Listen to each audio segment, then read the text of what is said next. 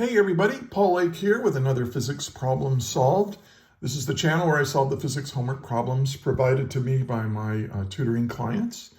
See the video description below for a way to get in contact with me if you could benefit from a private physics tutor. My rates are reasonable and I'm really pretty good at this. And if you find this video helpful, please like, share, subscribe, and let's get to today's problem. So it's an easy problem. But I'm going to use it, I'm going to solve it two different ways. And we're going to find out that this novice skier sliding down a frictionless slope, she's in big trouble. She could die. This is not a happy story. All right. So what do you need to know to solve this problem? One way I'm going to solve it is using the conservation of mechanical energy. So we'll talk about that. I'm also going to solve it using the work energy theorem. So this depends on where you are in your energy studies in physics. There's two different ways, and we're going to find that they're very, very compatible. You also will need to know gravitational potential energy and how that works. Let's get started. So we have a novice skier starting from rest. She slides down an icy frictionless, oh my gosh, 8-degree incline whose vertical height is 105 meters. How fast is she going when she reaches the bottom? Good question. Okay, so let's set this problem up. Given, and I'm going to draw a picture of it. So here's the horizontal. Here's our 8-degree slope. So we can say theta equals 8 degrees. And here's our skier.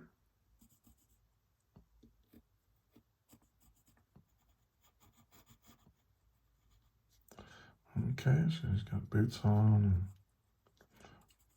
and here's her scarf, and then she's holding onto her poles and stuff, and she's moving down. Well, she starts from rest, and she's going to slide down that. Now, one way I like to say, if there's no friction, a shortcut way of putting that on your drawing is just say the coefficient of friction equals 0, and that's just okay, frictionless.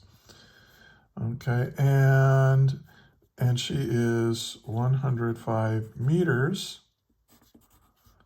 above the bottom of the slope. So, and here she is at the bottom.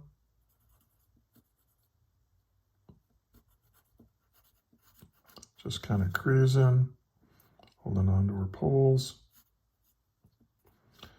And there's her scarf, maybe a little hat too. Give her a little hat. And now she's moving. And so we want to know, what is this final velocity going to be when she gets to the bottom of that? So that's what we're trying to find, is this velocity at the bottom. Okay, so let's solve it. And I always recommend if you have time, draw a little sketch of the problem and then write down what's given. We'll call this her height above the ground. And in terms of the variables that we use to solve these kind of energy problems, and if you do, and you said, okay, what do I know? What am I trying to find? And then you solve it. Setting up the problem makes it much easier to solve. Trust me. Okay, so let's use conservation of mechanical energy. Now I'm going to start this I think it's one of my favorite equations in physics because it's so simple and it lets you solve a whole host of problems. And it's this: the work done by a non-conservative force causes a change in mechanical energy of your system, whatever it is. So if you have a non-conservative force doing work, then you're going to have a change in mechanical energy. Now, what are non-conservative forces? Well, let's do a little mini lecture here and talk about mechanical energy. We use the letter E, capital E, to represent mechanical energy. And we say mechanical energy is the sum of 3 different kinds of energy, or 3 ways energy exists in nature. We have kinetic energy, we have gravitational potential energy, usually written as U, capital U sub G. I don't know why, but And then we have elastic potential energy. This is like if you have a compressed or stretched spring or a bungee cord or something like that, something that's storing energy in the way a material is being stretched or compressed. So now, if we have a situation where the only forces doing any work are gravity or springs, then we have a very interesting situation. Now, in this situation, she starts from, let me shrink this down a little bit. In this situation, she doesn't have any velocity, so she has no kinetic energy. And there are no springs. There's no compressed or stretched materials. This is not a problem, so this is 0. But she does have some height above our reference. So we're going to call this our reference. So somebody had to do work on her, probably a chair lift or something, to lift her up this high. And so that the energy transferred to her to get her up to the top of this hill, that is now stored in her gravitational potential energy. And so it's like think of a graduated cylinder filled with water. So now gravity is going to do work on her, right? There's a component of gravity that's going to pull her down the incline. We call gravity a conservative force because it doesn't change what our mechanical energy is. It just changes what container it's in. And I usually like to draw little arrows. Now, the arrow here represents work. And this is the work done by gravity. So if gravity's doing positive work, we're changing that energy into kinetic energy. So this, as she slides down, this gravitational potential energy is going to empty out and start filling up this kinetic energy until she gets all the way to the ground.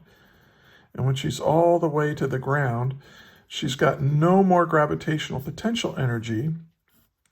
This container is now empty, and all of her energy is there. But the sum hasn't changed, right? I mean, when you add this plus this plus this, you get the same amount. So that's why we say gravity is a conservative force, because it conserves mechanical energy, the way I've defined it here. Same thing is true with springs. You know, I can have a spring doing work by changing energy stored in a spring to gravitational potential energy and into kinetic energy, or I can have kinetic energy being stopped by a spring. The spring's doing negative work, and so we take that kinetic energy and turn it in here. So we can go back and forth. So if these arrows represent the work being done by gravity or springs, then all we're doing is transferring energy from kinetic to gravitational to elastic potential energies, but the sum doesn't change. So we have, these are conservative forces. Right. I am oversimplifying, and there are other things that define what a conservative force is, but I want to keep it simple for right now. These are like, if you have a force due to a spring or force due to gravity, those are conservatives. Now, if you have a non-conservative force doing work, then what that means is that if you have this energy here, K plus U sub G plus U sub E, like let's say you have, well, like in a realistic case, there would be a little bit of friction here, right? And so what friction does, let's say we have the gravitational force, we're losing gravitational potential energy as she goes down, and that's trying to turn that into kinetic energy. But some of that energy, some of that kinetic energy is lost to the environment through heating. There's friction here, right? and the snow, maybe it melts a little bit of the snow, or the skis get a little tiny bit warmer, and there's sound or whatever, but energy is being, her mechanical energy, if she's sliding down, if there's friction, is dispersing that into the environment. So we call that a non-conservative force. And notice what it's doing. If this sum is my mechanical energy, well, we're losing some of that mechanical energy. It's changing. So a non-conservative forces, well, friction is one. But another one could be an applied force. Okay, for example, what if there's, well, this is not very realistic, but what if she was tied to a rope and there's somebody down here pulling down on the rope? So she's moving down and there's a tension force from that rope that's, we can call it an applied force, that's pulling her down. Well, it's doing positive work. It's making her go faster and faster and faster, even faster than gravity would be going. So that would be, an applied force could be doing work by adding to her her mechanical energy. Or like the chairlift that lifted her up did positive work and added to her gravitational potential energy. So once you have your system like this, if energy is just being transferred within that system, between gravity or elastic forces are doing work, you're not changing your mechanical energy. But if you have from the outside, if you have an applied force, now applied force can slow you down or speed you up. It can do negative work or positive work. Friction usually does negative work, but there are examples of friction doing positive work, especially static friction. But anyway, so that's what's going on here. So this is my favorite equation here when dealing with energy. I look at my situation, I say, are there any non-conservative, that is friction or applied forces, doing work on my system? No, there aren't in this problem. It's frictionless. There's no friction, there's no applied force. So there's no work being, so I can say, oh, well, the work being done by a non-conservative force is zero. There's zero work. Well, what is delta E? Anytime you have a delta E, that's the final energy minus the initial energy. And so if you're doing an energy problem and you immediately recognize, oh, there are no non-conservative forces doing work. The only forces doing work are springs or gravity or whatever. We say, okay, then we can say those are conservative forces and therefore mechanical energy is conserved. And if I just add the initial mechanical energy on the other side, I get, oh, E initial equals E final. And we say mechanical energy in this circumstance is conserved. Okay, so I took a long time to explain all that, sorry. But I think this is a really useful way to start energy problems, is think about this. And then if there are no non-conservative forces, you just go right to this and then go, okay, so well, here's my initial condition, E initial up here. And then here's E final right here. And then I'm going to do this very rigorously.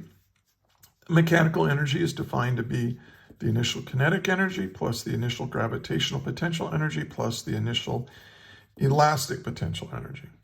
And that's going to be equal to the final kinetic energy plus the final gravitational potential energy plus the final elastic potential energy. So always set up an energy problem like this, and then you go through the individual pieces. Like there's no elastic energy in this problem, so we can just cross it off. Okay, get rid of it.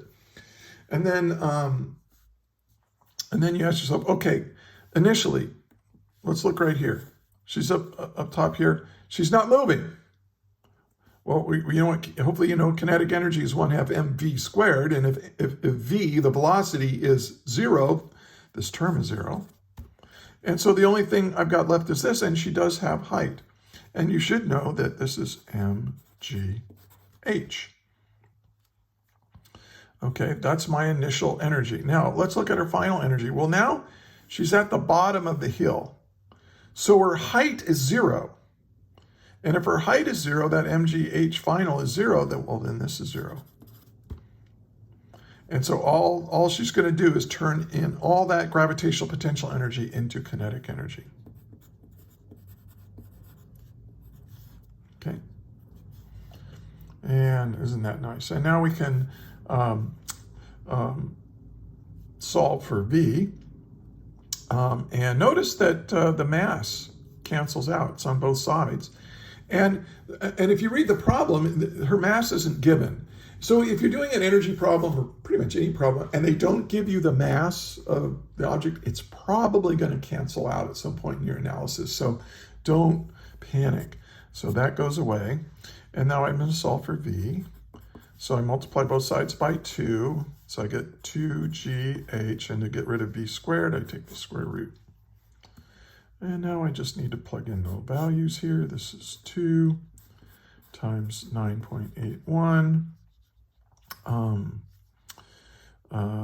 meters per second squared times my height, which is 105 meters. And I plug all those into my calculator. And when I do, I get 45.4 meters per second. This is really fast. This is dangerously fast. So if this skier, if she's a novice skier, yeah, not good, not good. So I hope she makes it. You know, of course, this isn't real. It's just a silly physics problem. All right, good thing. I'm going to show you a different way of doing it now using energy. I'm going to use the work energy theorem. And the work energy theorem says the work done by the net force acting on an object will be equal to the change in kinetic energy. And this is one of those basic ideas in physics. It's probably one of the first ideas you learned in your physics class. So I'm going to draw a picture of her as a dot. I'm going to draw a free body diagram. So gravity is pulling her straight down. And then we've got normal force up like this. And then, and that's it, right? Because there's no friction. She's got a normal force. The normal force is pushing up on her like this, and gravity's pulling down on her like that. That's it. Those are the only two forces acting on her. Now, I'm going to say down the incline is the positive x direction.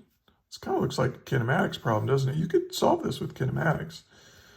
I'm still going to use energy, though. So this is like this, and this is... So this is the component of the weight that the normal force has to support. And if my angle theta is here, then this is theta right here. So this is the hypotenuse is mg. So we got a little right triangle right here. So the adjacent leg is the hypotenuse times the cosine of the angle. And this is the opposite leg. And the opposite leg is equal to the hypotenuse times the sine of the angle. Okay. And so we are going to take a look at this and say, well, let's figure out what the net force is. I think we can see that the net force is this guy right here, right? So the net force is equal to mg sine theta. Okay, now let's see how much work is done. If I go back to my picture of my skier, right, this component of gravity is going to pull her all the way down this distance here, from here all the way down here. So I'm going to call this delta x. So I'm going to say, hey, the net force, which is, let's figure out the work done by the net force. The work done by the net force is is mg sine theta, that's my net force, times delta x, and that's going to be equal to my change in kinetic energy. Well, that's K final minus K initial. But K initial, right, was 0. She wasn't moving. So I get mg, and now watch what I'm going to do. I'm just going to switch the order here. This is delta x sine theta equals 1/2 mv final squared. Well, what is this? Look at the picture. What if I take the hypotenuse and of this? Look at, we got a big triangle here, right? Little skinny triangle, only 8 degrees. Well, what is the hypotenuse times the sine of the angle? Oh, that's the opposite leg. But the opposite leg of this is our height. That's her height. So this becomes mgh equals 1/2 mv squared. Well, that's just exactly what I got. This is identical to this. So just go through that and you'll get the same answer, obviously. Anyway, kind of beat that one to death. It was a very easy problem and I turned it into a 22-minute video. But I think it's really important to see how different ideas in energy can be used to solve problems. So, hey, if you found this helpful, please go down and give it a thumbs up, give it a like. That really helps them. I would like to build this channel up, and that helps the algorithm. And if you're a physics student, please subscribe to my channel. I'm going to make more videos, and I've got like 400. I've got hundreds of videos on my YouTube channel, and share it with some friends. Anyway, I hope this was helpful, and I will see you again next time. And until then, may the net force be with you always. That is all.